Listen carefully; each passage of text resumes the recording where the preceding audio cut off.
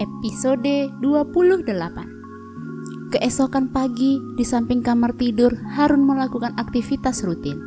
Ya, dia berolahraga dengan fasilitas lengkap yang telah tersedia. Peluh membasahi seluruh tubuh tak terkecuali wajahnya. Tetes demi tetes bergulir indah seiring dengan gerakan. Handuk yang berada di pundak dia gunakan untuk mengelap cairan asin tersebut. Pria itu menghentikan aktivitas dan menghela nafas panjang seraya menyisir rambut ke belakang menggunakan jemari. Panas. Pria itu merasa panas menyengat seluruh tubuhnya. Dia keluar menuju balkon kamar, duduk tenang menunggu tubuhnya kering sebelum mandi. Pukul 8, Harun sudah bersiap ke kantor. Hari ini dia memakai kemeja biru navy melekat pas di tubuhnya yang berisi, dipadukan dengan celana kain hitam. Tangannya dengan lincah memasang dasi di leher. Seharusnya itu dilakukan oleh seorang istri. Akan tetapi apa boleh buat ketika dia belum memiliki. Selesai. Pria itu mengambil tas kerjanya dan turun ke bawah. Dia ikut bergabung dengan keluarganya untuk sarapan. Tak lupa senyum dia tebarkan untuk ketiga kesayangannya. Istirahatlah dulu nak, barang sehari. Ayah Kamil memberikan usulan kepada putra sematawayangnya. Bukan tanpa alasan. Dia merasa kasihan melihat Harun yang terlalu sibuk bekerja. Bunda Ira mengiyakan. Istirahatlah dulu, seminggu juga tidak apa-apa. Ya, sekalian cari calon. Ucap wanita parubaya itu seraya meletakkan roti isi selai di atas piring Harun. Bunda Ira merasa gemas dengan putranya. Dia sudah siap dari segi umur dan finansial, tapi belum juga menikah. Kalau melihat Harun, rasanya bukan tidak mungkin banyak wanita menyukainya. Tapi entahlah. Sabar, ya Bunda. Akan bertemu jika waktunya sudah tiba. Ucap Harun. Dia mulai melahap roti tersebut. Semuanya terdiam. Mereka tidak membalas ucapan Harun. Ketiganya juga mulai menyantap sarapan. Harun mengendarai mobil menuju kantor. Namun di perjalanan, matanya menangkap bangunan tempat teman SMA-nya bertahta. Sudah setahun lebih Harun tak pernah lagi bertemu dengan Akmal Anggaradinata. Terakhir datang pada saat temannya baru saja menikah. Tak pernah mendapat kabar lagi setelah itu. Maklum, keduanya terlampau sibuk sehingga tak memiliki kesempatan walau hanya untuk bercengkerama. Akmal juga pernah mengatakan jika akan memperkenalkan dengan istrinya. Namun sampai sekarang itu belumlah terwujud. Harun memarkir kendaraannya di area parkir. Pria itu turun dengan gagahnya dan bertanya pada security. "Mohon maaf Pak, saya ingin bertemu dengan Pak Akmal," tanya Harun. Security tersebut diam sejenak. Tiba-tiba, "Oh, maksud Bapak pemilik terdahulu perusahaan ini?" Bukannya menjawab, tapi pria itu bertanya kembali. Harun mengerutkan kening. Kenapa mengatakan pemilik terdahulu? Apakah itu berarti bos sekarang namanya siapa, Pak? Harun ingin menuntaskan rasa bingung sekaligus terkejutnya. Perusahaan ini telah berpindah tangan, Pak, sejak setahun lalu. Pemiliknya sekarang bernama Yunan Suhartono. Harun menelan ludahnya. Dia termangu mendengar penuturan security tersebut. Kenapa bisa? Pertanyaan demi pertanyaan muncul di benaknya. "Pak?" Harun spontan mengangguk. "Baik Pak, terima kasih. Kalau begitu saya pamit." Harun berlalu dari hadapan security dan segera memasuki mobil yang dikendarainya. Dia mengetuk-ngetuk setir dengan telunjuknya berpikir. Hanya satu kemungkinan menurutnya ketika perusahaan tersebut berpindah tangan. Ya, Akmal mengalami krisis. Di mana dia sekarang? Gumamnya. Dia meraih ponsel dan mencari nama yang jarang dia hubungi sama sekali, Akmal. Namun naas, nomornya tidak aktif. Harun melakukannya berulang kali. Dia berharap jaringan yang mempengaruhi, tapi sayang, lagi-lagi tak bisa. Harun hanya mendengus. Dia menatap tajam jam yang bertengger sempurna di pergelangan tangannya. Harun segera melanjutkan perjalanannya menuju kantor. Harun duduk bersandar di kursi kebesaran. Ia masih memikirkan Akmal. Tangan saling bertautan di depan. Ya, menurutnya, jika memang Akmal dalam kesusahan, kenapa ia tak meminta bantuan kepadanya? Tak dapat dipungkiri jika Harun lebih dulu terjun ke dunia bisnis, di samping karena keluarganya, juga karena potensinya. Deringan dan getaran ponsel membuyarkan lamunan. Pria itu segera meraih benda pipih berbentuk segi panjang. Harun melihat nama bundanya yang tertera di layar.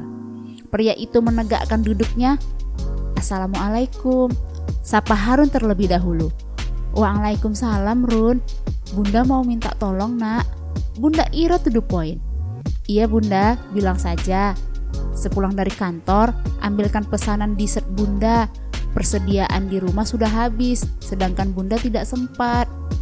Harun mengangguk meski bundanya tak melihat langsung. "Bunda tinggal kirimkan saja alamatnya, biar Harun yang mengurus." Sebuah bangunan didominasi dengan warna pink, yang tak begitu luasnya menjadi tempat Arumi bertahta.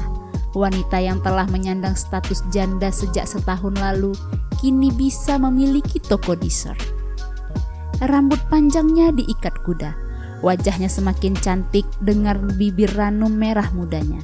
Bulu yang lentik menghiasi mata bulat hitam pekatnya, serta hidungnya yang mancung.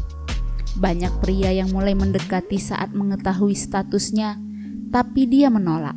Dirinya masih belum memikirkan pernikahan setelah perpisahan dengan pria sialan itu. Dia juga semakin disibukkan dengan usahanya. Bahkan sekarang, dia memperkerjakan satu karyawan untuk membantunya. Bagaimana tidak, dirinya sudah tak mampu menangani sendiri. Dia tak henti-hentinya bersyukur atas rezeki yang diberikan. Selalu ada jalan bagi orang yang berusaha.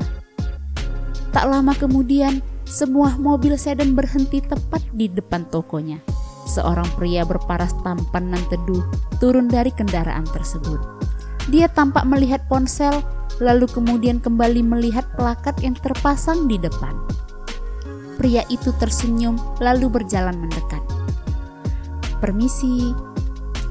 "Iya Pak, ada yang bisa dibantu?" Karyawan yang bernama Tika itu menyambut Harun, sedangkan Arumi berdiri membelakangi membuat adonan dessert. "Saya mau ambil pesanan Bu Ira," jelas Harun. "Bentar ya Pak." Harun mengangguk. Dia membiarkan karyawan tersebut berbalik. Tika mendekati Arumi. "Kak, pesanan Ibu Ira." Gadis hitam manis itu mempertanyakan hal tersebut kepada bosnya. Arumi menghentikan aktivitasnya. "Oh iya, kamu lanjutkan ini, biar kakak yang urus." Arumi bertukar posisi dengan karyawannya. Dia berbalik dan menyambangi pelanggannya yang sedang menunggu di depan. Matanya mencari keberadaan Ibu Ira, namun tak menemukan. Wanita cantik itu hanya melihat seorang pria berdiri bersedekap dengan tatapan keluar. Tanpa banyak bicara, Arumi segera mengantongi pesanan salah satu langganannya. Arumi sudah tahu porsinya dan juga sudah tahu varian apa yang Ibu Ira suka. "Permisi, pesanan Ibu Ira," ucap Arumi dengan suara lembut. Kalimat tersebut membuyarkan lamunan Harun. Dia menoleh menuju sumber suara tersebut dan keduanya saling menatap.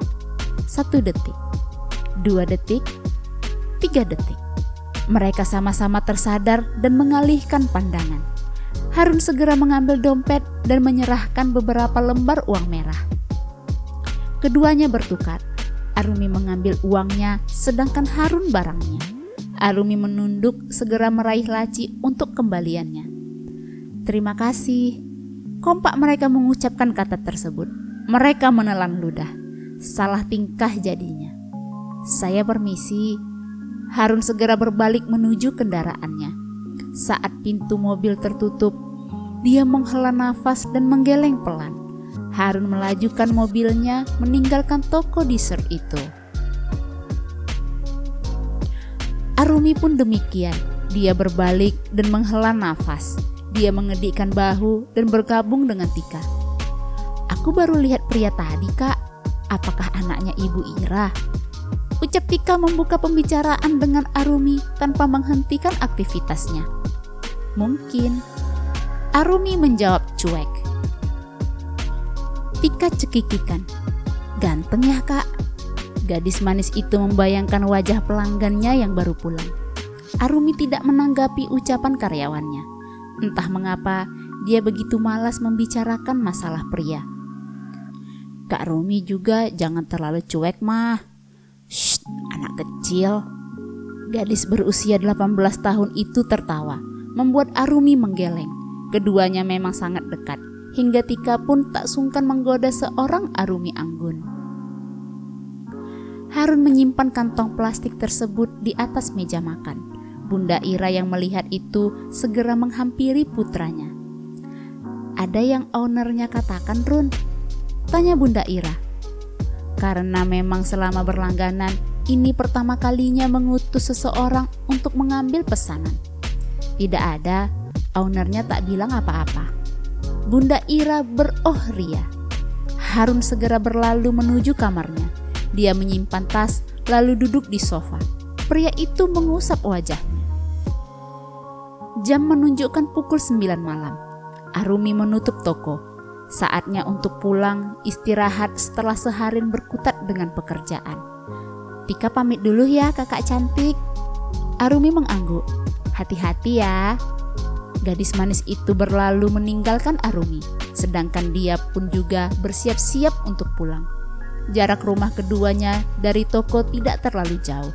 Cukup dengan berjalan kaki sekitar 10 menit mereka sampai.